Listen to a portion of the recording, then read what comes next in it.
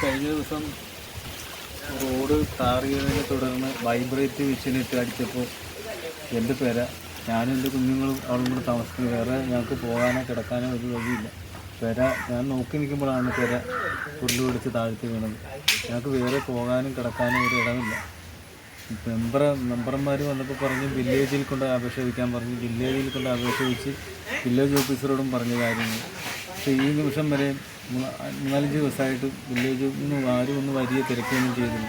ഞങ്ങൾക്ക് വേറെ കിടക്കാൻ വേറെ ഒരു മാർഗവുമില്ല. അറിയാവുന്നവർ സഹായിക്കുക അല്ലെങ്കിൽ വേണ്ടപ്പെട്ടവർ പറയുകയോ ചെയ്തിരുന്ന വലിയ ഉപകാരമായിരുന്നു. എൻ്റെ അച്ഛനും ഒരു സംഗീതജ്ഞനായിരുന്നു. ഞാനും ഒരു ചെറിയ കലാകാരനാണ്. ഇപ്പോൾ എന്തെങ്കിലും രീതിയിൽ ഒരു സഹായം കിട്ടിയാൽ വലിയ ഉപകാരമായിരുന്നു.